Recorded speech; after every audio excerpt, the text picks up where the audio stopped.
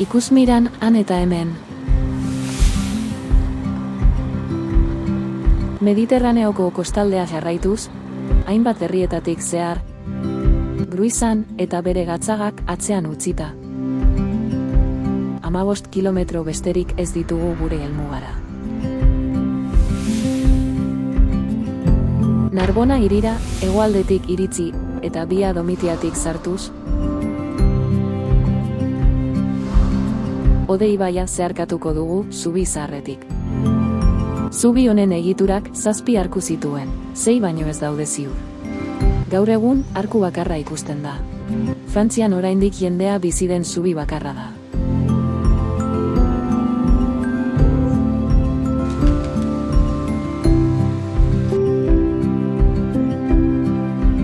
Via Domitiaren zati baten gainean gaude, Galian eraikitako lehen galtzada erromatarra, Mediterraneoko kostarekiko paralelo zihoana, Italia eta Espainia lotuz.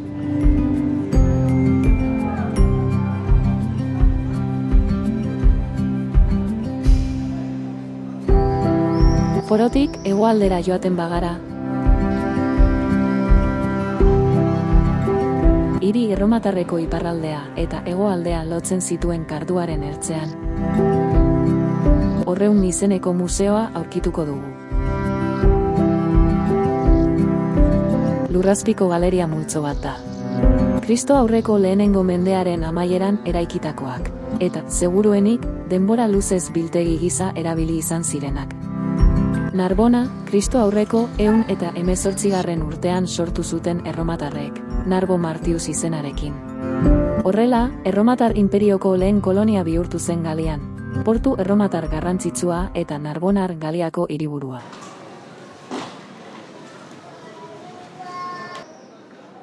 Dorre karratu ikaragarri hori, 42 metroko altuerakoa eta talaiaz errematatua, 1285 eta 1306 bitartean eraiki zen.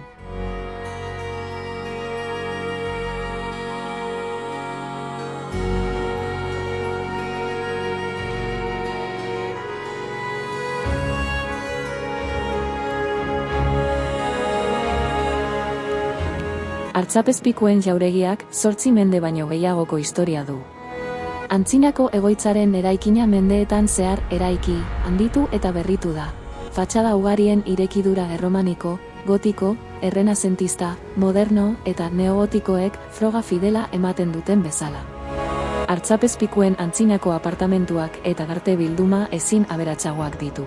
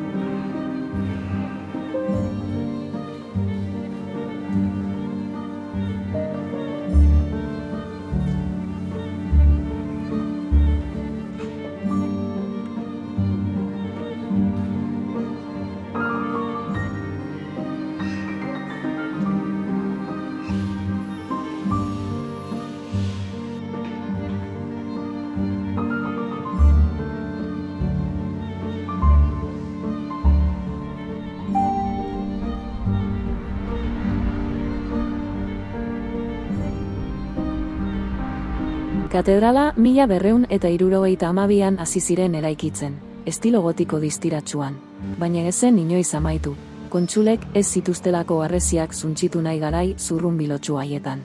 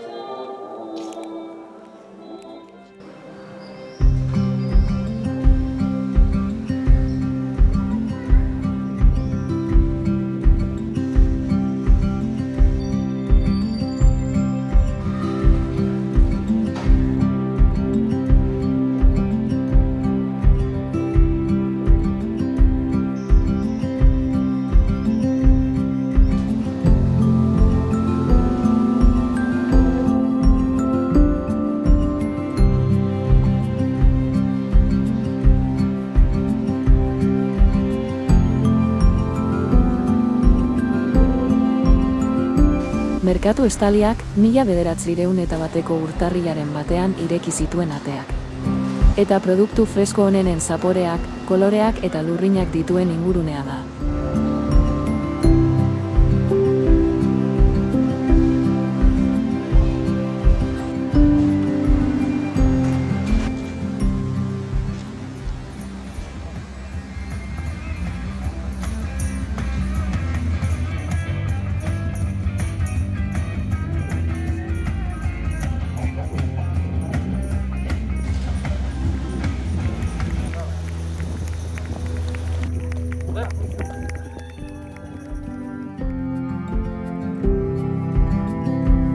Narbonak 2500 urte baino gehiagoko historia du. Hiriko kaleetan zehar ibiltzea benetako bidaia egitea da historian zehar.